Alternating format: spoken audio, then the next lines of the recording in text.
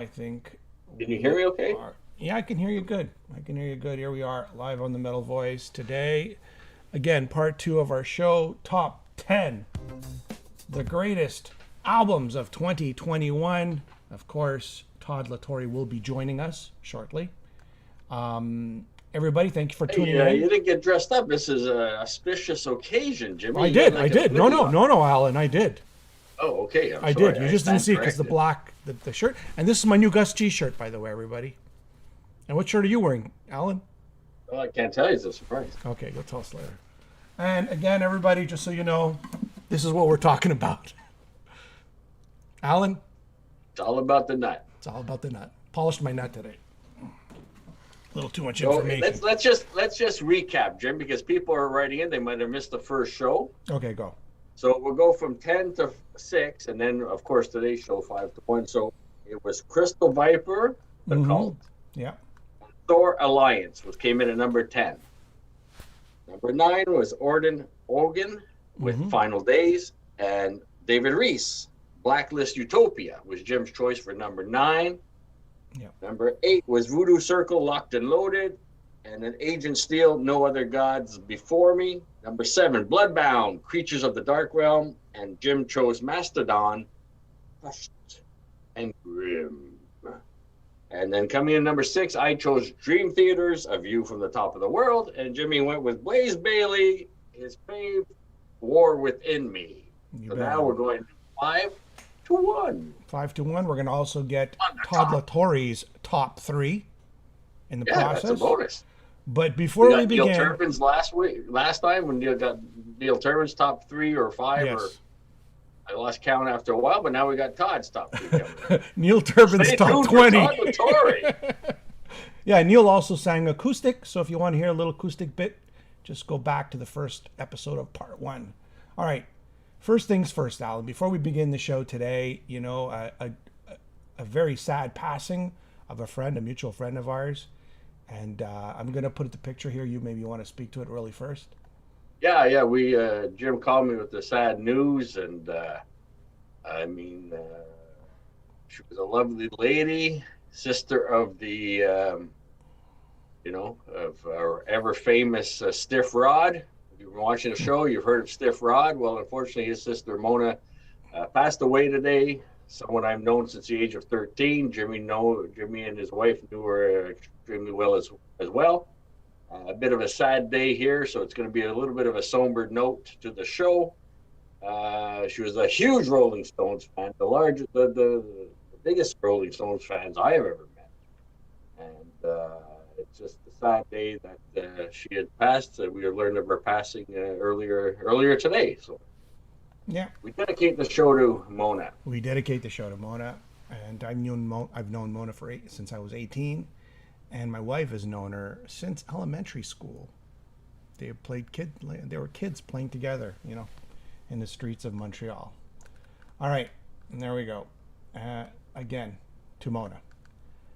And there was, just so everybody knows, there was no conspiracies or anything like that. This is just a sad passing. That's it. There was no. I don't want people to start, saying stuff. All right, let's talk about something more uplifting, and let's go to our top 10 or top 5 albums. And Alan, I guess I'll let you start things off with your number 5. Well, a band that you know, Jim, I've liked for a long, long time. We tried interviewing them once, but the air conditioner in the bus kind of destroyed the whole interview.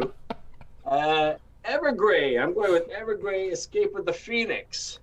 So again, this band, I still scratch my head to see how come they're not bigger, because the musicianship, his voice alone, the lyrical, maybe it's the lyrics. He's a little bit of a dark. Tom is a little bit of a dark guy.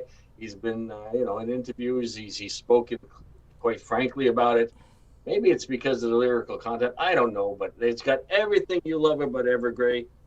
Where August Morn, that's a classic Evergrey sound. Stories is my personal fave. You got that piano, his voice, the heartfelt, and there's even the Beholder with James LaBrie, who we had the chance to do earlier.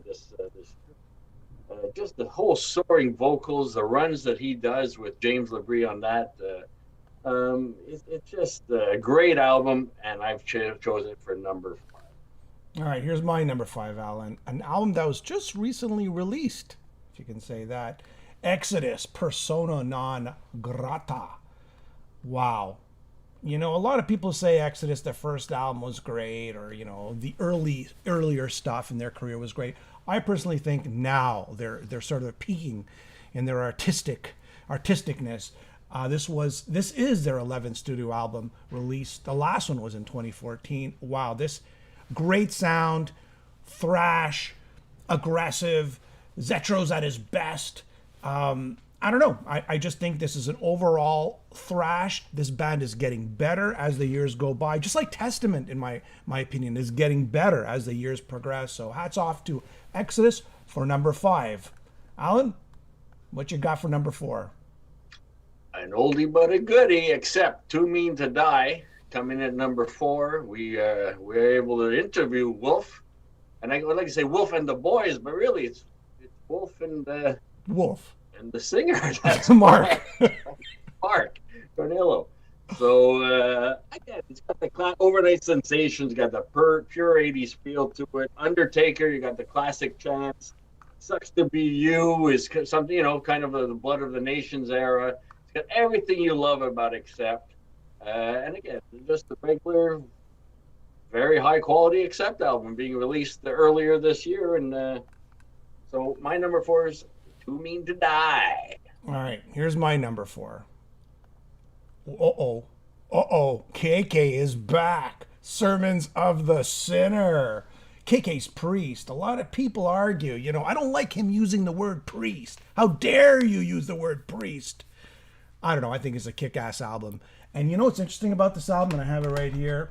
When I first got it, I go, it was okay. But I find that the more times I listen to it, the more melodic it is to me, the more it's a grower. That's what it is. It's a grower. I listen to it over and over again.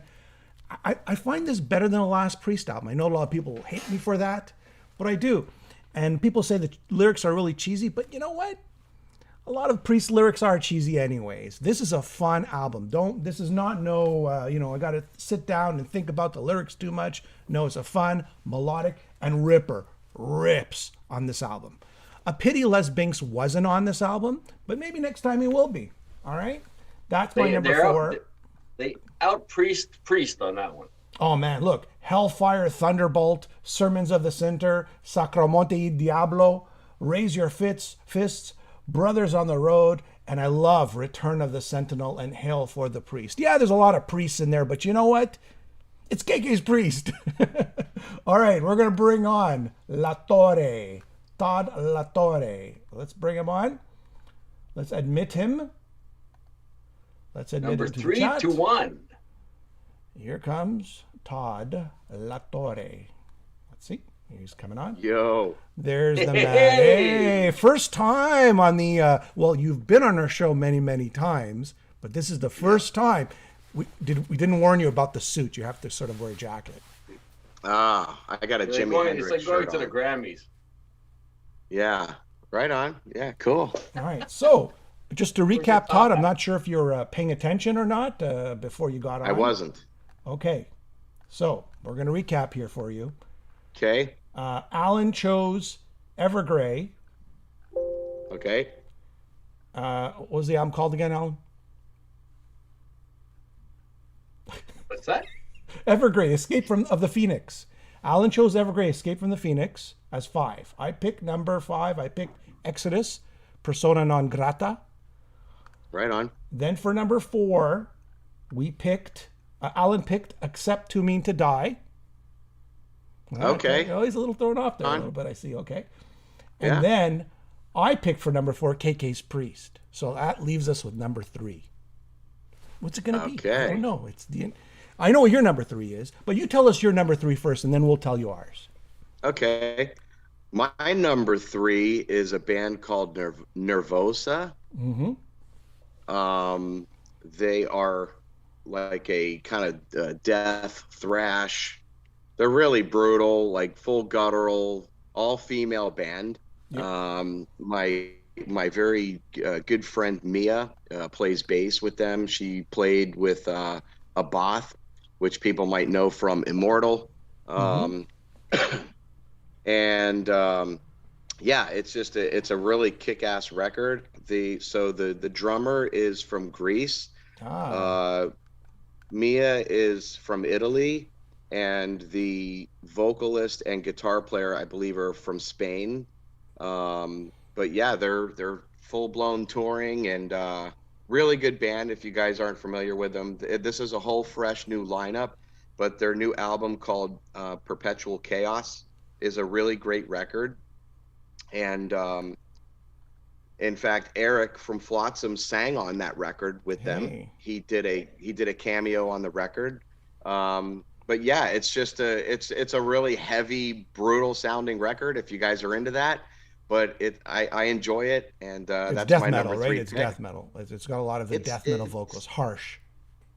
Yeah, the music is death thrash, but the vocals are all gutturals. It's not like singing. It's that's the music took.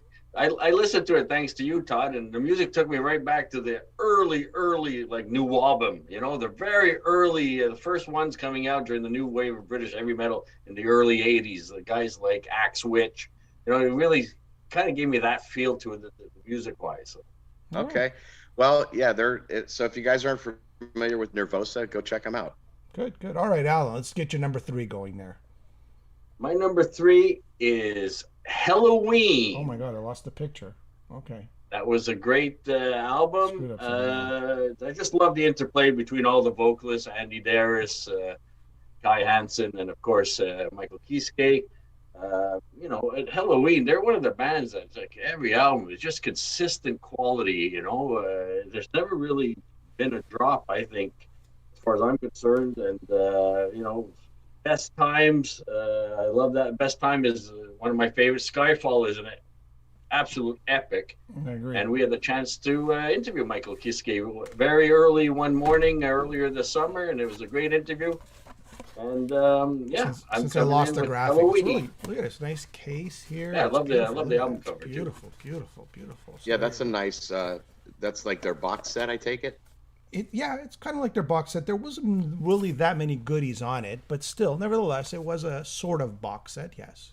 Yeah, it's a nice presentation. Yes. It looks clean. Yeah, it's good. It is. All right, here goes. My number 3. You ready for this, Todd?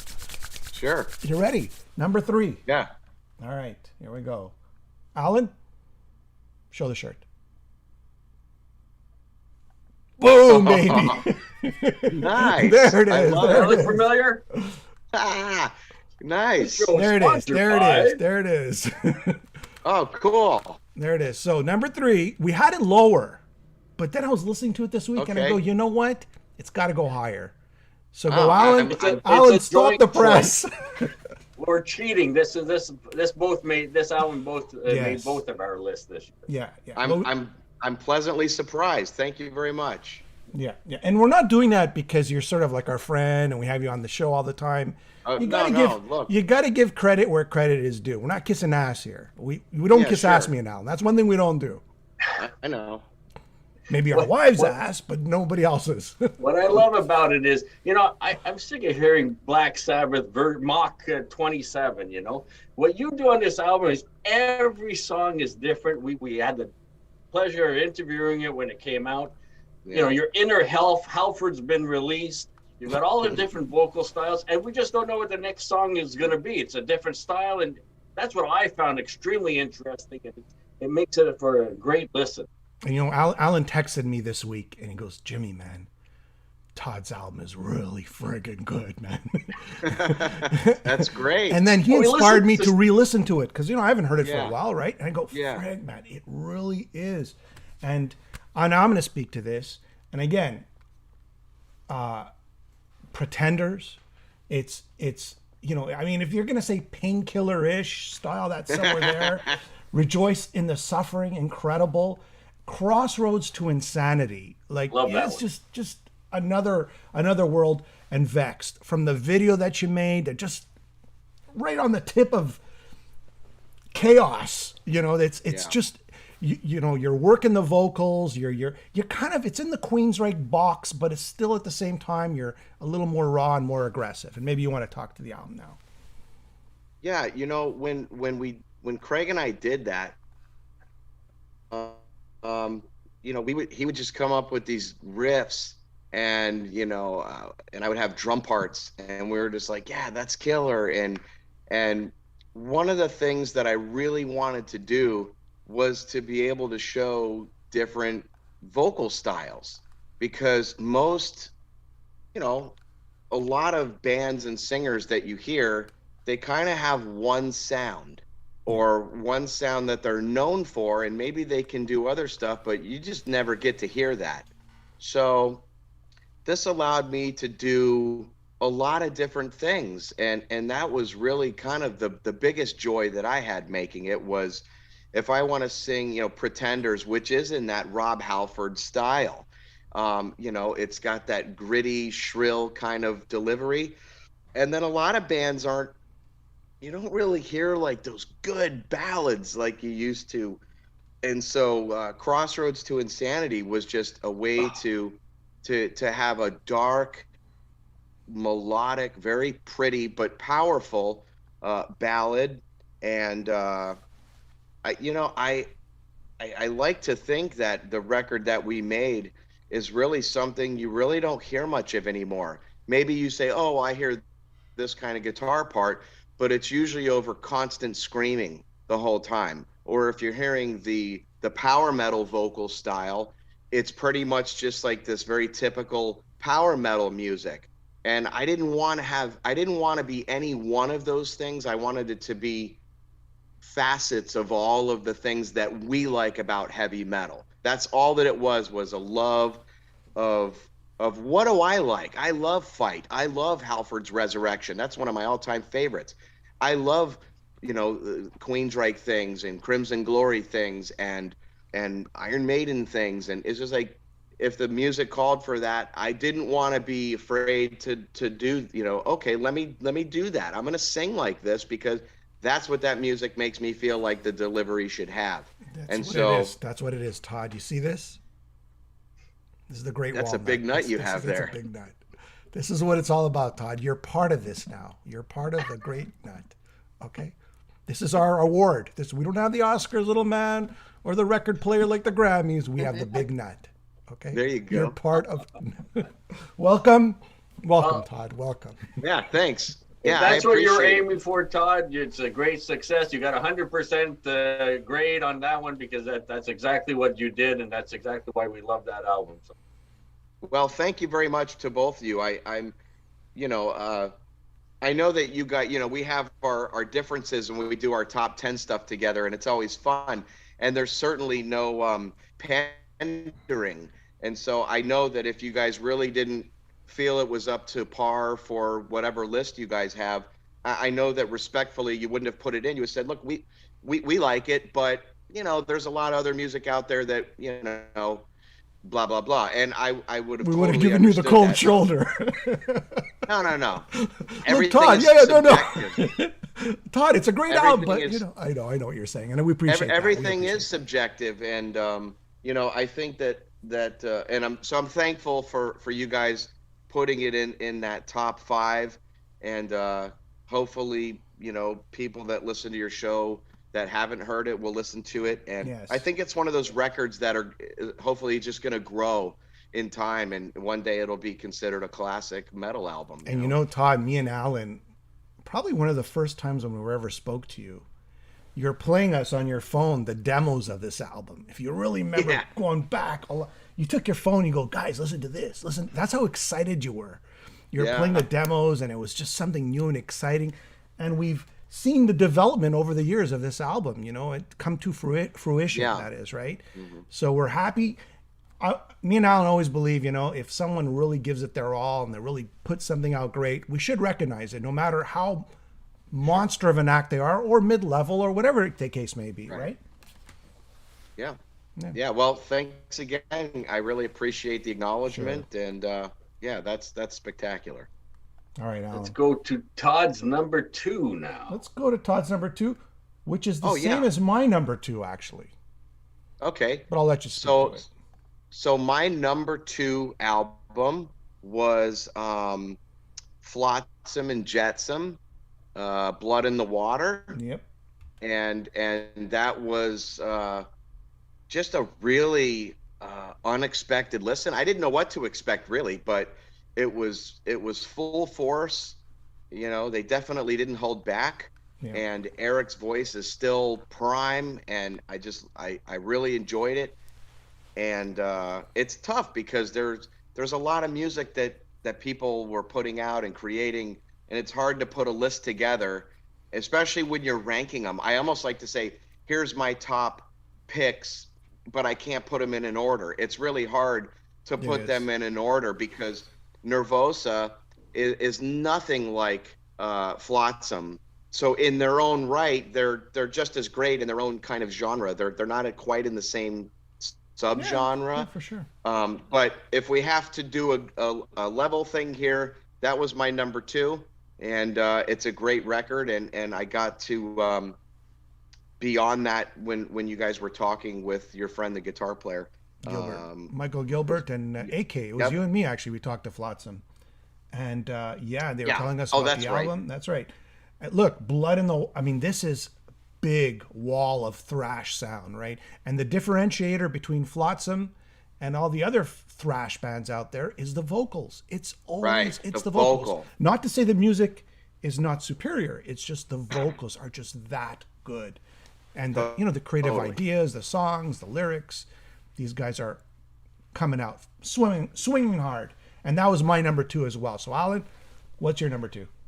But I just want to go back to that album. I mean, it's not something I would have been exposed to myself, but I know Jimmy's a huge fan, and since it was made your list, I went back and listened to it. And again, 4 out of 5 stars. I mean, it for me it was like a little bit of an Armored Saint feel. It's got a masculine sound, if that makes any sense. You know, Yeah, it's that's what meaty. Yeah. yeah. Yeah. So it was a great listen. Thanks for putting that on the list, guys. Usually those Mhm. thrash vocalists are never like of high level, or they're not as good as all the other vocalists in the other genres. But when it comes to Flotsam, man, he's up there. He can do anything. All right. But see, that's what's kind of nice and different. It don't get me wrong. Yeah, it has its place. They I all love have the their place. vocals of your Sure. typical thrash, but when you listen to like Vicious Rumors, those are very melodic singer. Metal Church had that singer kind of singing, but also had that other kind of delivery that's kind of more dominant in the thrash genre. But when you listen to the music of that Flotsam record, it's really heavy, but it's also very melodic, and then the vocal is kind of what changes it in that thrash sense. Yeah. Absolutely, absolutely. All right. Speaking of great voices, Alan, you're number two. My number two, I have to say, was my number one for almost the entire year. Okay, right up until a couple of weeks ago, this was going to be my number one pick. The Dead Daisies' Holy Ground with none other than Glenn Hughes taking over on vocals and bass. We had a great interview with Doug and Glenn. It was one of the highlights for me and on doing the show for over a decade, and having the voice of rock himself on it. And it just got everything, just the bass playing like no other on bass line, just that song, and the closer, Far Away, are two of the highlights. But it's got a completely different feel than what the Daisies have done in the past. And it's just so heavy and just so good, the production and everything. It's, and like I said, it was my number one. It got beat out at the last in the ninth minute, and here we are celebrating it at number two on my list, the Dead Daisies' Holy Ground. All right. Okay. Now we're gonna go to Yeah, Todd's we number we one. actually we played with the Dead Daisies at oh God, what's the big festival in Belgium? Grass Pop. Okay. That's what. Grass Pop. We played. That was when Mendoza was in it. It was the older lineup. Karabi was Karabi, singing, yeah, but yeah. yep. And Glenn Hughes. I mean, good grief, that guy. That's guy. His voice, it just pisses me off. He's so good. He's just He's another like level. got the he's got the fountain of youth. I mean, he's aging so well. He kicks ass. And Doug Aldrich on on guitar. Yeah, it's just a great outfit, and I'm happy to see them having continued success for sure. One of our most famous interviews, right, Alan, was with the Dead Daisies in Montreal, and Yeah. things are getting out of hand. Anyways, everybody could go and check that one out. All right, let's go to number one for Todd. Todd. Your number one pick. This will be your walnut that you give to your number ones. All right. That'll be your walnut. So, You can. so praise my them with that. number one pick, I'll say it like in the American English way, is Angelus apatrida. I think it's pronounced Angelus apatrida. I'm pretty sure that's how they would say it. They are from Spain. They're like the number one band in Spain. They're huge there. This is their actually the new record they put out. I stumbled across them from Zeus, our producer in Queensryche, because he mixed and mastered this record that I'm talking about, and it's just a self-titled album. It's just the band name, but I believe this is their 7th record, and they're just, man, it's just killer stuff. If you like Overkill, if you like that kind of groove and guitar, the singer plays guitar. They do great dual leads together. It's a very brutal thrash vocal delivery, but the grooves, the musicality of what they do, you could definitely hear some Megadeth influence on the guitars, but just a killer band. And I always like to hear new stuff, and sometimes I'm like, yeah. And this was one that particularly caught my ear, and I've been listening to them a lot. And really great band. If you guys aren't aware of them, it's I heard them. They were great. Yeah. For me, it had a bit of a Pantera feel as well. Yes. Yes. Okay, yeah, I could get a little bit of that, but they're doing really well, and like I say, they're huge in their home country. In fact, I remember I was talking with Zeus about them, and he was telling me that Jamie from Hatebreed, I'm pretty sure it was this band that they were referring to. Was that, like, I don't think Jamie quite knew who they were back then. He's like, every time we come here, like, they're billed way higher than we are, and like, he didn't know that they were that big of a deal. And it's like, well, yeah, this is their home country. They are the number one metal band in that country. They're going to get top billing or higher billing than Hatebreed, even though Hatebreed's massive. But it's interesting how, it's like maybe a Canadian band, and then here comes a European band that might be perceived as much bigger, but in Canada, it's like, no. This is the holy grail. Yeah. These guys are going to be higher on the billing on a festival than the band you might think would be higher. But that's my number one pick. Awesome band. I can actually type it in the chat here on your YouTube, so that people can Todd, check on out. Another note, I heard you quit smoking. Yeah. Don't believe everything you hear. Don't believe everything you hear. Thought you were gonna have like 5 of them. Okay. And Eric, it's funny because whenever we go to Arizona, Eric from Flotsam will come out, and and we'll hang out. Or if I see him on tour, like if we're playing a festival together, I'll go out to get a coffee or whatever, and I'll see him there smoking and having a coffee. And I'm like, we joke about the whole smoking thing because that guy still sounds incredible. He smokes all the time. Didn't Pavarotti smoke? I thought Pavarotti smoked his whole life. Till he died of lung cancer, probably. Anyway, all right, yeah, that's my number one pick. Maybe I shouldn't have brought Who's next? that up. Okay. I thought it'd be a fun joke. That's all. Okay. Yeah. These little fun jokes get out of hand sometimes. Okay.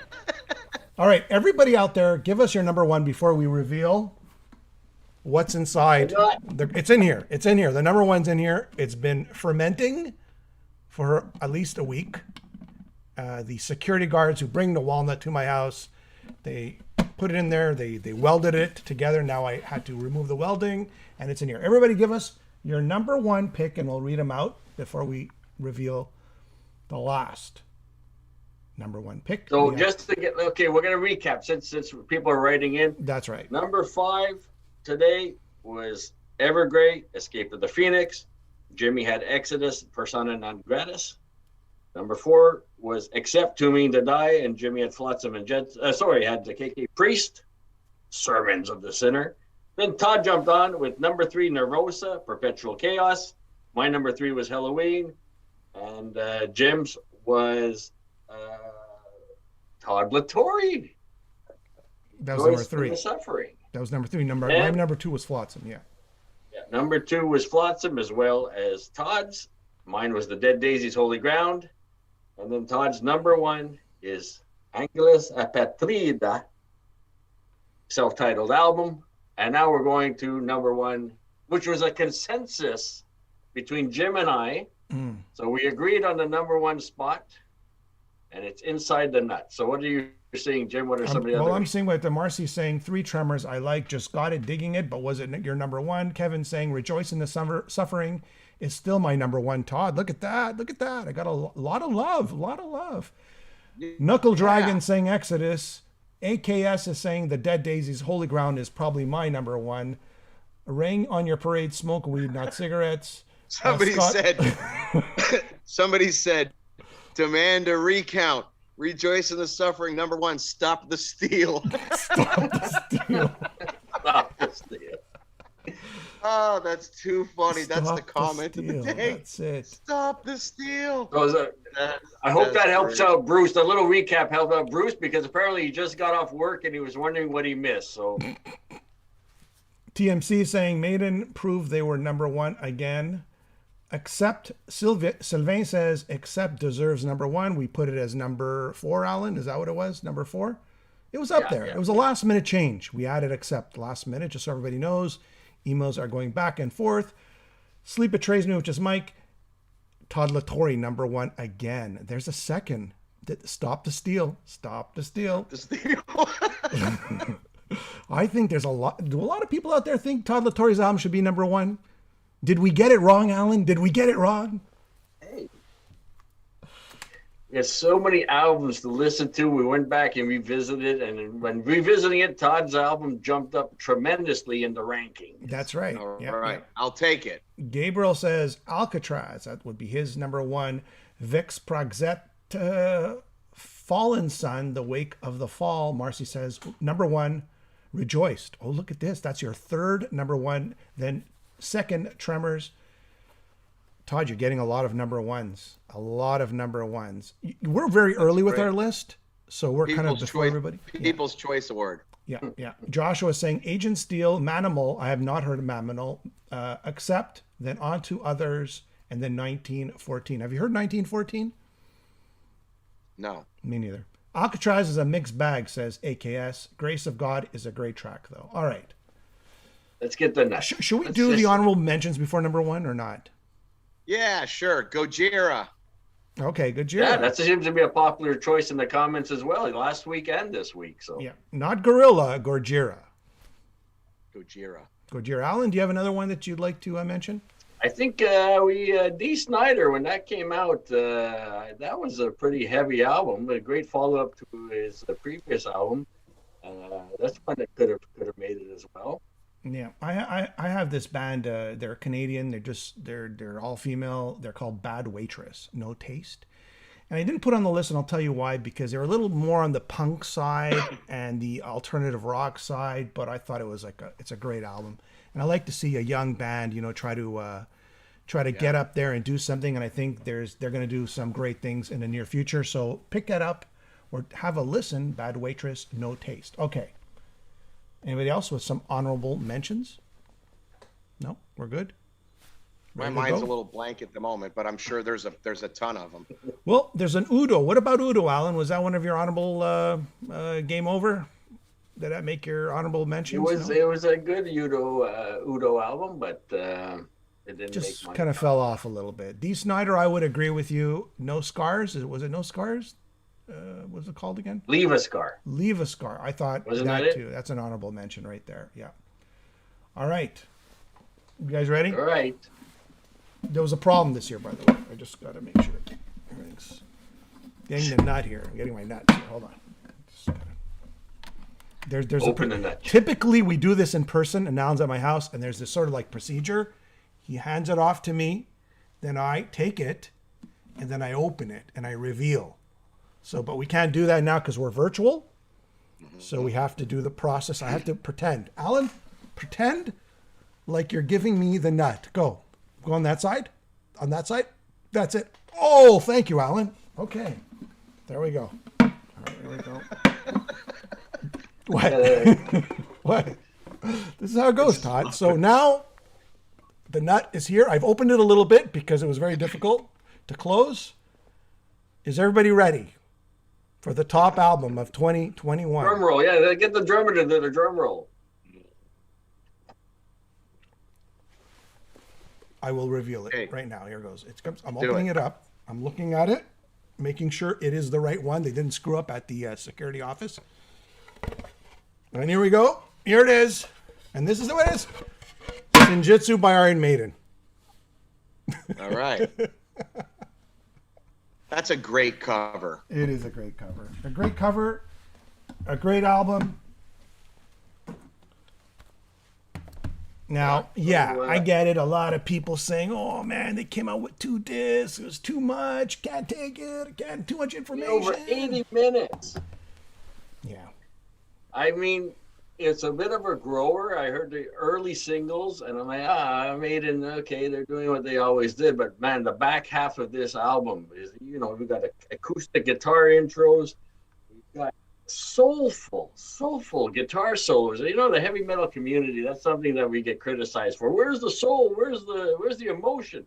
Well, there's tons of them on the backside. Darkest Hour being my favorite song. Not only the lyrics great, but it's you got the beach sounds at the beginning, the lyrical content, and you got like I said, the soulful solos. Bruce's voice. I've struggled with the last Maiden album. It's like, here, stick him in a room and he has to outsing 3 guitars, drums, and a bass and let him screech all he wants. I don't know if they changed the recording process, but it's like he's back in a range where he feels comfortable, and it's just nice to hear him singing that way again. Yeah. I love His voice hasn't let up to me. It's still so rich and powerful, and there probably isn't a better. I think Bruce Dickinson's energy on stage is unparalleled.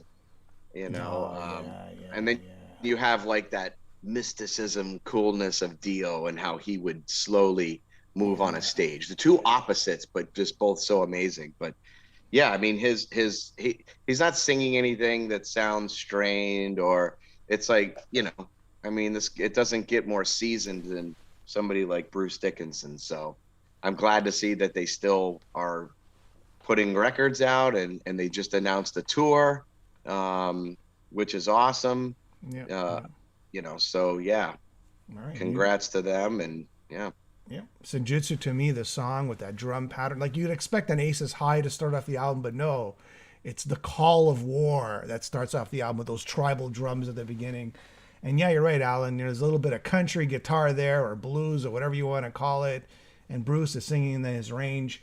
And the topics are always, interesting topics. Be it war, be it introvert, or be it some sort of, lost in a lost world, or Days of Future Past, or the Time Machine. There's always some sort of novel related theme to their songs, right? I don't know. I dig it.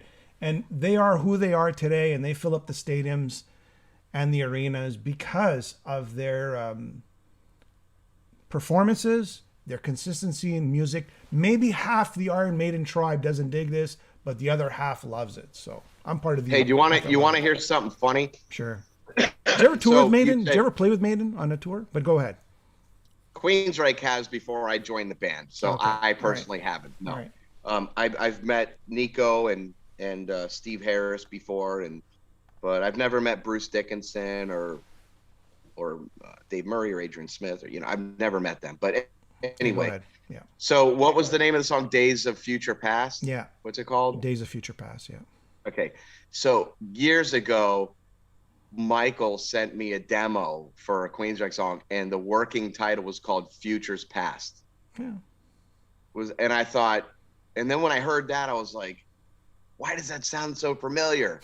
and that was a working title of a song that a title we didn't use. But it's kind of weird how you think how many people would really name a song that, and it's pretty close. But anyway, I just found that kind of the irony of that. Yeah, or in the coincidence. Queensryche camp, how do they look up to Iron Maiden? Do they look up to Rush? Like, is Iron Maiden one of the bands that the guys in Queensryche say, that's like the standard of metal out there?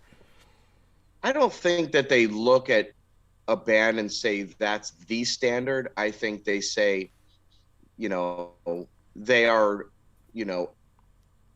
those are those are cream of the crop bands within, that genre, for example. I mean, they're huge Rush fans, huge Pink Floyd fans. They love Iron Maiden. They love Judas Priest. Basically, that whole new wave of British heavy metal. Queensryche guys love that stuff, and so I do too. So I mean, but really, I mean, they're the top. They are that top cream. And it's interesting because you don't want to write records that sound the same, right? But at the same time, when you've written enough material that you end up having your sound, it's kind of this weird double-edged sword where you say, if Iron Maiden wrote different sounding records, you'd be like, I don't really know what their sound is. There's some common threads in some of this stuff, but Yeah. when you hear an Iron Maiden song before he even sings, it's Iron Maiden. Yeah. How many bands can you really say that now? Yeah. When you put on some of these satellite radio stations that are all about metal, and you just hear the music, and you're like, that could be 1,000 bands, and then you're like, that could be 1,000 singers. I have no idea, unless that singer has a very distinct tone, like Bobby Blitz from Overkill, or Chuck Billy from Testament, or Slayer, Tom Araya. Well, their music sounds like their music. They don't sound like anybody else. But my point is, Iron Maiden is the biggest band. Them and Metallica are the biggest rock metal bands in the world, selling out arenas and stadiums, and they never really changed the formula. They know what they do. They excel at what they do. And, you will hear these nuggets of, oh, that sounds different to my ears, but they really didn't change the recipe. Kind of like AC/DC, when you hear them, like, it's immediately identifiable. And there's a lot to be said for that, because as a creative person, sometimes you say, you know what? I want to do orchestration. I want to do strings. I want to do certain keyboard things or other things, voicings that are that to color your music in a way that you never did before. And Iron Maiden, you don't hear that kind of stuff. I mean, they just have always stuck to their guns, and they just do what they want. Yeah. They just do what Like they us. do, and And I'm going to show my shirt here. I'm going to show my shirt here. And this is my honorable mention. And I should have submitted. This is Gusty. The Gusty's new album. Oh, right on. Right. And look, official merch. It's like some sort of. What a great shirt. I'm part of like some sort of space cadet program with this. It's like that great shirt. Look at that. It's the Malakas. It's the Malakas. Malakas.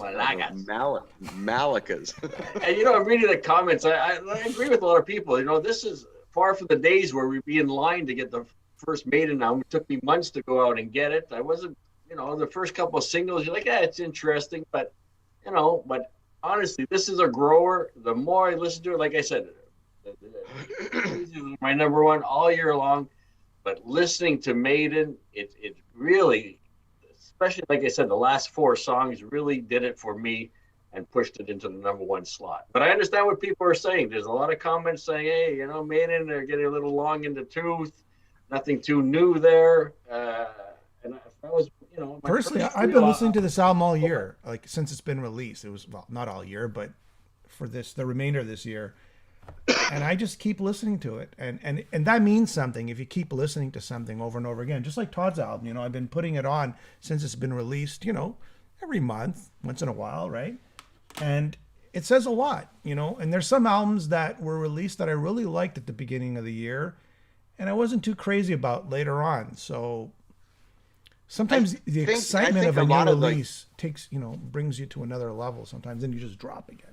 Yeah. I think that a lot of the records that I liked the most were albums that at first listen I wasn't completely blown away by, and then as of to love that album, you know, whatever album that would be. But a lot of my favorite ones were those albums that were growers, that you listen again and you get something new, and I didn't feel bored with it. I felt entertained each time. And yeah, good point. Hey, Yeah. Totally off topic. I'm not trying to hijack your show here. No, but no, this not at guy all. twice has asked on the comments, TMC asked if I was going to release another solo record. So what's and the going on answer is there? yes. Okay. Yes. Well, there it is. You got it. You got it first here. Official. Yes. We got yeah. the scoop, as we like to say in the news business. Alan, we got the scoop. We got the exclusive. Todd LaTorre, speak to that, I think please. I'm going to do, well, Craig's already started writing ideas too. Mm-hmm. I'm in the middle of Queensryche stuff, and we'll be recording, you know, beginning of January. And so that's where everything will be. But once that's all done, I'll dig into my solo stuff. And then I think I might do maybe an EP of the melodic death black metal stuff that I was talking about. Mm-hmm. But the next record that I do with Rat Pack will be in the vein of kind of my first record, more of that classic, that style. So what kind of timeline are maybe we a little looking at heavier, here? What maybe kind of timeline? Like in a year from now, 2 years? I have no idea. My year is so booked right now. Next year is booked. And I hear you're on tour. I hear you're on tour. solid. You're going on tour with Judas Priest, I hear. Correct. Hey, now we can talk about An exclusive. An exclusive. Yeah, that's going to be sick, dude. We got about 6 weeks of touring. As you know, it's just us opening for Judas Priest. So I'm really excited and looking forward to that. And yeah, we have a lot of stuff happening that people don't know about, and all good stuff, but should be a very solid, busy work year next year. So Okay. the first album is Rejoice in the Suffering. The second one is Despondent because of the Jubilation.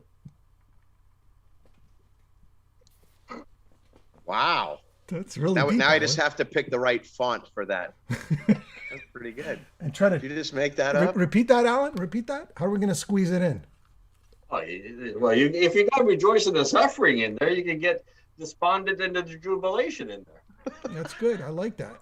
Great. We'll have like a orange. Okay. And then it'll come with a you know, the definitions inside, because people are like, what the fuck does that mean? Alan's a thinking man's man. Hey, that's good. We need more of that. All right. And on There that we note, go. That's it. 20, One last time, I will 21, show everybody. Top There 10. it is. There's the walnut. The somewhat controversial pick at number one, surprisingly, and it's Maiden. I'm just glad they made another album. Yeah, I think everybody is. And here's the walnut. And now, again, what will happen is the security team will come tomorrow morning to pick up the walnut and to bring it back to the giant tree where it comes from, or the shrub. I don't know where walnuts come from, but I guess they come from sort of shrub or trees of some sort. Does anybody know? Alan, I don't you're know. the Alan, thinking man here. I saw it in a show recently, but I don't remember. Deep thoughts. Okay. It's not a shrub. It's not a shrub. It's a small tree, a walnut tree. I'm Roger the Shrubber. Okay. Well, that's it, folks. That's it. We've done our 2020 albums of the year. Todd, thank you so much for being on. It was a pleasure. Thanks for having me. Thanks Yep. for including my record. And and your last pick, your number one was Angelus Apatrida. Apatrida. Trida. Yeah. Okay. Yep. All right. And again, we will say, rest in peace to our friend Mona, who passed away, and a friend of me and Alan's, and all the best to her family. And thank you everybody for joining in. And have yourself a great evening. Thank you. Thank you for having me. I'm gonna Todd. go record some final vocal. Yeah, man. Good to see you. And that shirt's comfortable, isn't it? It's super soft. I love the feeling. But I gotta say, the Gus G shirt is just nice. as soft. It's just as soft. It's really nice and soft. Stand up. Let me like see that shirt. Stand mine up. or his? Yours. Well, I mean, it's hard to stand up here. It's like Quantum Leap. You see that? That's him. He's mad. That's a cool shirt. It is. It's really cool. And you got the Space Cadet thing here, right? So that's a really cool shirt. Yeah, I'm digging it. After the Awesome. show, he Well, after have a- the have show a he was great so night. happy. He goes, "I'm going to send you a shirt. I'm going to send you a shirt." So I sent him a shirt. That's great. Yeah. That's very nice. Yeah. It was very nice. I need to go on his merch store and just buy one because I really. But I don't know if all that's coming from Europe or if that's probably from Greece. Europe. Might take a while. Thessaloniki, Greece. All right, guys. Okay.